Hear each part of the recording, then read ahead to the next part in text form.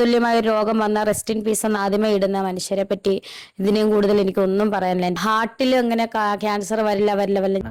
പുള്ളിക്കാരത്തി പിരിവിട്ടാണ് പുള്ളിക്കാരത്തിയുടെ കീമോ നടത്തുന്നത്.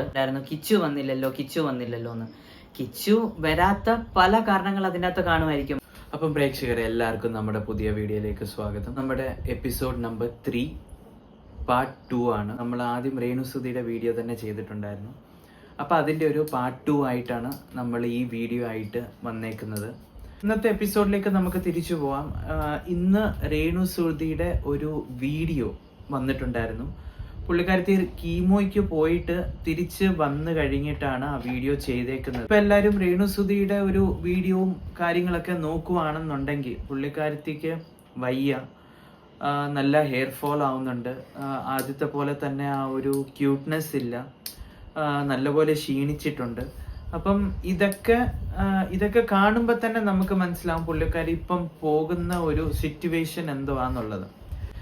എന്തായാലും നമുക്ക് എല്ലാവർക്കും പ്രാർത്ഥിക്കാം, പുള്ളിക്കാരത്തിക്ക് ആ ഒരു സപ്പോർട്ട് നമുക്ക് എന്തായാലും കൊടുക്കാം. ചില കാര്യങ്ങൾ എനിക്കിന്ന് സംസാരിക്കാനായിട്ട് തോന്നി. പുള്ളിക്കാരത്തിയുടെ അതായത് അതുകൊണ്ട് വേണ്ടിയിട്ട് മാത്രമാണ് രേണുസുതിയുടെ നമ്മൾ പാർട്ട് 2 ആയിട്ട് വന്നേക്കുന്നത്. എല്ലാവരും ശ്രദ്ധിച്ചിട്ടുണ്ടോ? എല്ലാവരും ആ വീഡിയോസ് കണ്ടിട്ടുണ്ടോ ഇല്ലയോ എന്നുള്ളത് എനിക്കറിയത്തില്ല. രേണുസുതിയുടെ ഒരു വീഡിയോ ഇന്ന് വന്നിട്ടുണ്ടായിരുന്നു. അപ്പം ഈ ഒരു കൈയിൽ നിന്നാണ് പുള്ളിക്കാരത്തിക്ക് ആ ഒരു ട്രീറ്റ്മെന്റ് സ്റ്റാർട്ട് അയക്കുന്നത്. ഇവിടെ നിന്നാണ് തുടങ്ങിയേക്കുന്നത്. കാരണം അവിടെ നിന്നാണ് കീമോ സ്റ്റാർട്ട് ചെയ്യാനായിട്ടുള്ള പിക്ക് ലൈൻ പോയേക്കുന്നത്.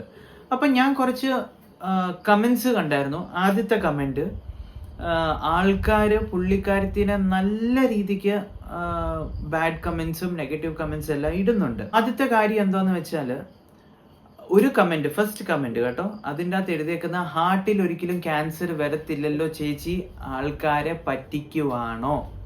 അപ്പം അതാണ് ആദ്യത്തെ കമന്റ് കേട്ടോ ഞാൻ കണ്ടത്. അപ്പൊ അതിന്റെ ഒരു ചെറിയൊരു ക്ലിപ്പ് ഞാൻ കാണിച്ചു തരാമേ. ഹാർട്ടിൽ അങ്ങനെ ക്യാൻസർ വരില്ല.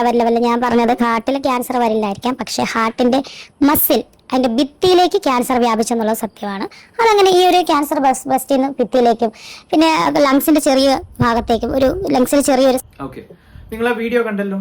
കമന്റ് ഇട്ട ആൾക്ക് വേണ്ടിയിട്ടാണ് ഞാൻ പറയുന്നത്. ഹാർട്ടിൽ ഒരിക്കലും ക്യാൻസർ വരത്തില്ല, പക്ഷെ ആ ഹാർട്ടിലുള്ള ഒരു മസില്, അതായത് ഔട്ടർ ബോഡി, ഔട്ടർ ഡോർ എന്ന് നമ്മൾ ഉദ്ദേശിക്കും, ആ ഡോറിൻ്റെ അകത്താണ് പുള്ളിക്കാരത്തിക്ക് ഈ ക്യാൻസർ വന്നേക്കുന്നത്. മറ്റൊരു കമന്റ് എന്താന്ന് വെച്ചാൽ, പുള്ളിക്കാരത്തി പിരിവിട്ടാണ് പുള്ളിക്കാരത്തിയുടെ കീമോ നടത്തുന്നത്. ഇതൊക്കെ നേരത്തെ അറിയത്തില്ലായിരുന്നോ നിങ്ങൾക്ക്? ഞാനൊരു കാര്യം ചോദിക്കട്ടെ സുഹൃത്തെ നിങ്ങളോട്, ആ കമന്റ് ഇട്ട ആളോട് ഞാനൊരു കാര്യം ചോദിക്കട്ടെ. പുള്ളിക്കാരത്തി കഷ്ടപ്പെട്ടാണ് ഇപ്പൊ ആ കീമോ ചെയ്യുന്നത്. പുള്ളിക്കാരത്തി സ്വന്തമായിട്ട് സബ്സ്ക്രിപ്ഷൻ തുടങ്ങി യൂട്യൂബ് ചാനലിൽ കൂടെ പാവം കഷ്ടപ്പെട്ടാണ് മുന്നോട്ട് പോകാനായിട്ടുള്ള ട്രീറ്റ്മെന്റ് സ്റ്റാർട്ട് ചെയ്തേക്കുന്നത്. അങ്ങനെയാണ്. എന്തായാലും നിങ്ങളുടെ വീട്ടിൽ വന്നിട്ടല്ലല്ലോ അവര് പൈസ ചോദിക്കുന്നത്. എന്തായാലും രേണുസുതി നിങ്ങളോട് വന്ന് ചോദിച്ചിട്ടുണ്ടോ? ഈ കമന്റ്സ് ഇടുന്ന എല്ലാവരോടുമാണ് ഞാൻ പറയുന്നത്, നെഗറ്റീവ് കമന്റ്സ് ഇടുന്ന എല്ലാവരോടും. നിങ്ങളോട് വന്ന് രേണുസുതി പൈസ ചോദിച്ചിട്ടുണ്ടോ? ഒരിക്കലും ഇല്ലല്ലോ. പിന്നെ ഞാൻ എൻ്റെ ആദ്യത്തെ വീഡിയോ പറഞ്ഞത്, പാർട്ട് 1 വീഡിയോയിൽ ഞാൻ പറഞ്ഞിട്ടുണ്ടായിരുന്നു, കുറെ ഫേക്ക് ഇത് തുടങ്ങിയിട്ടുണ്ട്, ചാനൽ തുടങ്ങിയിട്ടുണ്ട്, അതിൻ്റെ അകത്ത് ആൾക്കാർ പൈസ ചോദിക്കുന്നുണ്ട്. അതൊന്നും രേണുസുതി അറിഞ്ഞിട്ടല്ല പ്രേക്ഷകരെ. അത് നിങ്ങൾ ആദ്യം മനസ്സിലാക്കണം. രേണുസുതി ഒരിക്കലും ഒരാളോടും പൈസ ചോദിച്ചിട്ടില്ല. അവർക്ക് പല പ്രശ്നങ്ങളും കാണും അതിൻ്റെ അകത്ത്. എല്ലാത്തിനും നമ്മൾ കേടി ഇടപെട്ടാല് പുള്ളിക്കാരത്തിയുടെ ഇപ്പോഴും ഒരു മെന്റൽ ട്രോമ, അത്രയും ഒരു ട്രീറ്റ്മെന്റിൽ കൂടെ പോയിക്കൊണ്ടിരിക്കുന്ന പുള്ളിക്കാരത്തി തന്നെ ഇപ്പം ഉടനെ യൂട്യൂബിൽ വന്നിട്ട് സബ്സ്ക്രിപ്ഷൻ ഇട്ടിട്ട് അതിൽ കൂടെ കിട്ടുന്ന പൈസ എടുത്ത് ചെലവാക്കിയിട്ടാണ് ഈ ട്രീറ്റ്മെന്റ് നടത്തുന്നത്. അതെല്ലാവരും മനസ്സിലാക്കണം. അപ്പൊ ഞാൻ ഈ കാര്യങ്ങൾ സംസാരിക്കുന്നത്, എല്ലാവരും കമന്റ്സിൽ ചോദിക്കുന്നുണ്ടായിരുന്നു കിച്ചു വന്നില്ലല്ലോ എന്ന്. കിച്ചു വരാത്ത പല കാരണങ്ങൾ അതിൻ്റെ അകത്ത് കാണുമായിരിക്കും. അതൊരിക്കലും നമുക്ക് ഡിസൈഡ് ചെയ്യാൻ പറ്റത്തില്ല. നമ്മൾ ഒരു മൂലയിൽ ഇരുന്നുകൊണ്ട് വേറൊരു മൂലയിൽ എന്തോ നടക്കുന്നത് നമുക്ക് ഒരിക്കലും അത് ഡിസൈഡ് ചെയ്യാൻ പറ്റത്തില്ല പ്രേക്ഷകരെ. നമ്മൾ ആരാണ് അത് ഡിസൈഡ് ചെയ്യാനായിട്ട്? നമ്മൾ ഒരിക്കലും അവരുടെ ഫാമിലിയിൽ നടക്കുന്ന കാര്യങ്ങൾ നമുക്കത് ഡിസൈഡ് ചെയ്യാനായിട്ടുള്ള ഒരു അധികാരവും ഇല്ല. ഒന്നെങ്കിൽ അത് രേണുസുതി പറയണം, ഇല്ലെന്നുണ്ടെങ്കിൽ കിച്ചു പറയണം. എന്നാലേ നമുക്കത് ഒരു കൺക്ലൂഷനിലോട്ട് എത്താൻ പറ്റത്തുള്ളൂ. അല്ലെന്നുണ്ടെങ്കിൽ നമുക്കിതൊന്നും പറയാൻ പറ്റത്തില്ല. അപ്പൊ പ്രേക്ഷകർ ആ കാര്യത്തിൽ ഒന്ന് ചിന്തിച്ചാൽ മതി. എൻ്റെ പ്രേക്ഷകർ ആ കാര്യത്തിൽ ഒന്ന് ചിന്തിച്ചാൽ നമുക്ക് അതിൻ്റെ ഒരു സത്യാവസ്ഥ മനസ്സിലാവും. കുറെ കിടന്ന് കഷ്ടപ്പെട്ടു. ശ്രുതിക്ക് കുറെ കടങ്ങളുണ്ടായിരുന്നു. ആ കടങ്ങളൊക്കെ വീട്ടി ബിഗ് ബോസിൽ വന്നു. ബിഗ് ബോസിൽ വന്നു കഴിഞ്ഞിട്ട് ഈ ഒരു പ്രശ്നം വെച്ചുകൊണ്ട് ബിഗ് ബോസിൽ വന്നു കഴിഞ്ഞിട്ട് ബിഗ് ബോസിൽ പാവം കിടന്ന് കഷ്ടപ്പെട്ടാണ് തിരിച്ചവിടുന്ന് ഇറങ്ങി പോകേണ്ട ഒരു അവസ്ഥ വന്നത്. അതൊക്കെ ഒരു മെന്റൽ ട്രോമ കാരണം കൊണ്ടാണ്. നമുക്ക് ആർക്കും അതൊരു ഡിസൈഡ് ചെയ്യാൻ പറ്റത്തില്ല. പിന്നെ ചില ആൾക്കാർ പറയുന്നു മറ്റേ എന്തുവാണ് ഗ്ലൂട്ടാത്തിൻ യൂസ് ചെയ്ത് കഴിഞ്ഞിട്ടാണ് ഈ ക്യാൻസർ വരാനുള്ള കാരണം എന്നൊക്കെ പറയുന്നു. പൈസ ഇല്ലാത്ത സമയത്ത് പൈസ മുടക്കി ഗ്ലൂട്ടാത്തിനൊക്കെ ചെയ്ത് സ്കിന്നിന്റെ ഇഷ്യൂ ഒക്കെ റെഡി ചെയ്യാൻ അതായിരിക്കും ഒരു കാരണം ക്യാൻസർ വരാനുള്ളത്. നിങ്ങൾക്ക് ചിന്തിക്കാനായിട്ടുള്ള ഒരു തുള്ളി ബോധം ഉണ്ടായിരുന്നുണ്ടെങ്കിൽ പ്രേക്ഷകരെ, ഈ ചോദിക്കുന്ന ഈ നെഗറ്റീവ് കമന്റ്സ് ചോദിക്കുന്ന ആൾക്കാർക്ക് വേണ്ടിയിട്ട് ഞാൻ പറയുന്ന ഒരേ ഒരു കാര്യമാണ്, രേണുസുതി നേരത്തെ പറഞ്ഞിട്ടുണ്ടായിരുന്നു കഴിഞ്ഞ 15 വയസ്സിലാണ് പുള്ളിക്കാരത്തിക്ക് ബ്രസ്റ്റിൽ ഒരു മുഴ വന്നത്. അപ്പോഴും തൊട്ടാണ് ഈ ഒരു പ്രശ്നം സ്റ്റാർട്ട് ആയേക്കുന്നത്. അപ്പൊ അതും ഗ്ലൂട്ടാത്തിനും തമ്മിൽ എന്തുവാണ് വ്യത്യാസം? പിന്നെ ഞാൻ വേറെ ചില കമന്റ്സ് കണ്ടിട്ടുണ്ടായിരുന്നു, ഈ ക്യാൻസർ ആയിരുന്നെന്ന് അറിയായിരുന്നെന്നുണ്ടെങ്കിൽ ആ ട്രീറ്റ്മെന്റിന് വേണ്ടിയിട്ട് പൈസ മാറ്റി വെക്കണമായിരുന്നു, അല്ലാതെ ഗ്ലൂട്ടാത്തിനൊക്കെ ചെയ്ത് ഷോ ഒക്കെ കാണിച്ച് പല ആൾക്കാർ. ഞാൻ നിങ്ങളോട് ഒരു കാര്യം ചോദിക്കട്ടെ പ്രേക്ഷകരെ, അതായത് പുള്ളിക്കാരത്തി ഗ്ലൂട്ടാത്തിൻ ചെയ്തിട്ടുണ്ടെന്ന് പറഞ്ഞാലും എത്ര നടിമാരത് ചെയ്യുന്നുണ്ട്, എത്ര ഹീറോയിൻസ് അത് ചെയ്യുന്നുണ്ട്? എല്ലാവർക്കും ക്യാൻസർ വന്നിട്ടുണ്ടോ? ഒരിക്കലും ഇല്ല. അപ്പൊ അതല്ല ഒരു കാരണം. അതല്ല, പുള്ളിക്കാരത്തിക്ക് 15 വയസ്സ് തൊട്ടേ ആ ബ്രസ്റ്റിൽ ഒരു മുഴ വന്നിട്ടുണ്ടായിരുന്നു. പിന്നെ അതെങ്ങനെയാണ് ഒരു കാരണമാവുന്നത്?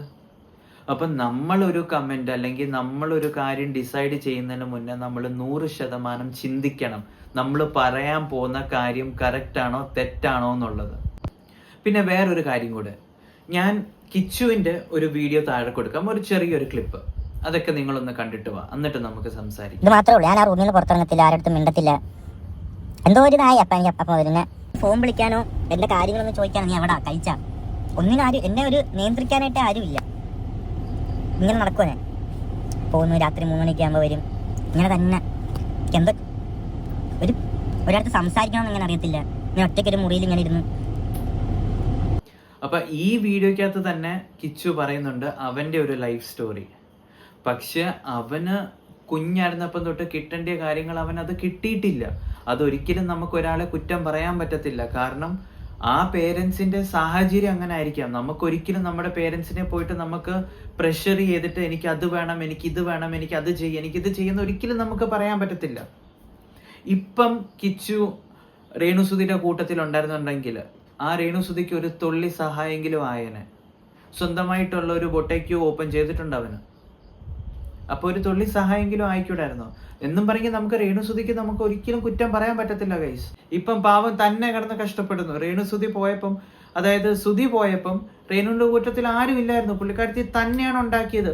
കുറെ യൂട്യൂബ് ചാനലിനകത്ത് കയറി സബ്സ്ക്രിപ്ഷൻ ഒക്കെ എടുത്തിട്ട് സമയം കളഞ്ഞ് ലൈവ് ചെയ്ത് കുറെ ഷോകളിൽ പോയി ഷോർട്ട് ഫിലിമുകൾ ചെയ്തു. അതിന് ഏതെങ്കിലും രീതി ആയിക്കോട്ടെ, നമുക്കൊരിക്കലും അത് കമന്റ് ചെയ്യാൻ പറ്റത്തില്ല. അങ്ങനെയാണെന്നുണ്ടെങ്കിൽ എത്ര ഓൺലൈൻ ആൾക്കാരുകളുണ്ട്, എത്ര ഹീറോയിനുകളുണ്ട് അവരുടെ സ്വന്തം ബോഡി എക്സ്പോസ് ചെയ്യുകയും വേറെ പല കാര്യങ്ങൾ ചെയ്യുന്നത്. നമ്മൾ അതൊക്കെ ചോദിക്കാൻ പോയിട്ടുണ്ടോ? നമുക്കൊരു ചെറിയ കാര്യം മതി അതൊന്ന് ആളി കത്തിക്കാനായിട്ട്. എന്തോത്തിനാണ് നമ്മളത് ചെയ്യുന്നത്? നമുക്കായിട്ട് ഒരു മനസാക്ഷി ഇല്ലേ? പല ആൾക്കാർ പല സിറ്റുവേഷനിൽ പല കാര്യങ്ങൾ ചെയ്യും. പക്ഷെ അവരെയും കൊണ്ട് അത് പ്രേരിപ്പിക്കുന്നത് എന്തോ ആണ് കാര്യം, അവരുടെ ആ സിറ്റുവേഷൻ. അല്ലാതെ നമ്മൾ ഒരിക്കലും കുറ്റം പറഞ്ഞിട്ട് ഒരു കാര്യമില്ല. പറ്റുവാണെന്നുണ്ടെങ്കിൽ അവരുടെ കൂട്ടത്തിൽ സപ്പോർട്ട് ചെയ്യുക, ഇല്ലെന്നുണ്ടെങ്കിൽ കണ്ണടച്ചങ്ങ് മാറിപ്പോവുക. അപ്പൊ ആ രേവസുതി ഇപ്പൊ ഇരിക്കുന്ന ആ അവസ്ഥയിൽ നിങ്ങൾ എല്ലാവരും പോയി കുറ്റം പറഞ്ഞ് നെഗറ്റീവ് കമന്റ്സ് ഇട്ടിട്ട് നിങ്ങൾക്ക് എന്താണ് കിട്ടുന്നത്? കുറെ യൂട്യൂബേഴ്സ് കയറിയാണ് അവരുടെ അമ്മയുടെയും മോന്റെയും ബന്ധം ഇല്ലാതാക്കിയത്. ആ കാര്യം നിങ്ങൾക്ക് അറിയാമോ ഗൈസ്? നിങ്ങൾ എല്ലാവരും ഓരോരോ വീഡിയോ എടുത്തിട്ട് നിങ്ങൾ അത് കാണണം, അപ്പൊ നിങ്ങൾക്ക് ആ കാര്യം മനസ്സിലാവും.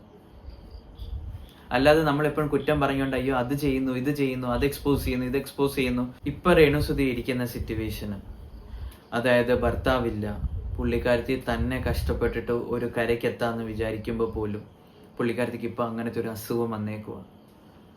എന്തൊരു വിധിയാണ്, നിങ്ങളൊന്ന് ആലോചിച്ച് നോക്കണം പുള്ളിക്കാരത്തിയുടെ. അതിലും യൂട്യൂബേഴ്സ് കയറിയിട്ട് കളിക്കുക, കണ്ടന്റ് ഉണ്ടാക്കുക. ഉറപ്പായിട്ടും നിങ്ങൾ പറയുമായിരിക്കും ഞാനും ഇപ്പോൾ അത് തന്നെയല്ല ചെയ്യുന്നതെന്ന്. ഒരിക്കലുമല്ല, ഞാനത് സപ്പോർട്ട് ചെയ്യാൻ വേണ്ടിയിട്ടാണ് ഞാൻ ഈ ഒരു വീഡിയോ ചെയ്യുന്നത്. നിങ്ങൾക്ക് എല്ലാവർക്കും അതൊരു കാര്യം മനസ്സിലാവും. നിങ്ങളെ കൊണ്ട് കൂടുതലൊന്നും വേണ്ട, ആരും പൈസ ചോദിക്കുന്നില്ല, പോയി കാണണോ അല്ലെങ്കിൽ ചിലവാക്കോ അങ്ങനെ ഒന്നും പറയുന്നില്ല. പറ്റുവാണെന്നുണ്ടെങ്കിൽ അവർക്ക് വേണ്ടിയിട്ട് ഒരു നേരം ഒന്ന് പ്രാർത്ഥിക്കുക. അത്രയും മാത്രമേ ഞാൻ എൻ്റെ സബ്സ്ക്രൈബേഴ്സിനോട് എൻ്റെ ഫാമിലിയോട് ഞാൻ ആവശ്യപ്പെടുന്നുള്ളൂ. അപ്പോൾ എന്തായാലും പുതിയ അപ്ഡേറ്റുമായിട്ട് ഞാൻ ഉടനെ വരുന്നതായിരിക്കും ഗൈസ്. അപ്പം സ്റ്റേ ട്യൂൺഡ്. ബൈ.